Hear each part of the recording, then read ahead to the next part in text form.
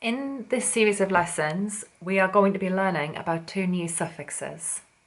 We're going to be learning about two vowel suffixes. So once again, we have some monsters.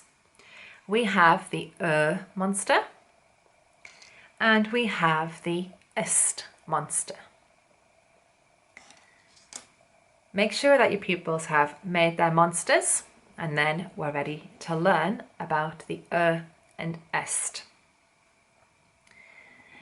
The first way that we use these monsters is we use them in a very similar way. The makes something that we call the comparative, and the est makes something that we call the superlative. So let's take the word fast. So fast is an adjective. We could say, she is a very fast runner. If we are going to compare, that gives us the comparative. If we are going to compare how fast she is to somebody else, we might say, she is faster.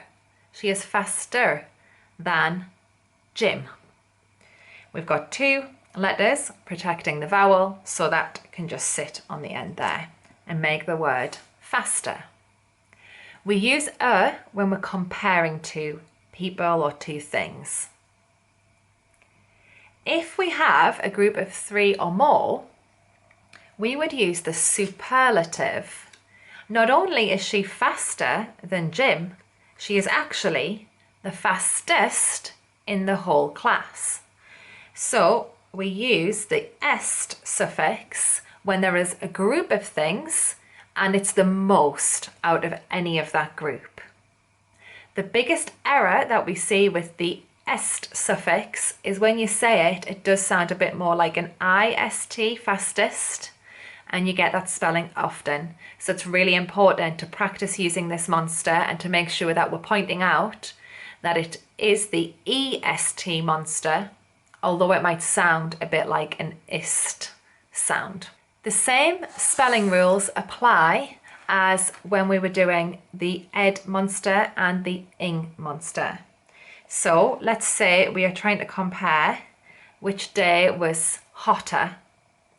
So we start with the base word hot and we're trying to make hotter. It was hotter yesterday than it is today.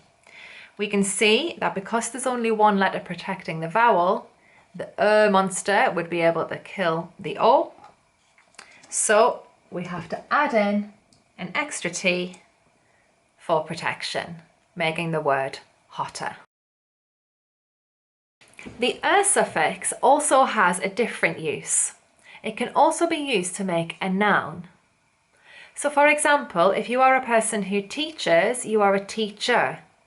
If you are a person who bakes, you are a baker. If you are a person who wins the competition, you are the winner. The exact same rules apply. So we've got our vowel here. It's only protected by one letter. So we add in the extra N to spell winner. The second lesson in this series covers words with this sort of pattern. So the ER suffix, making them into nouns.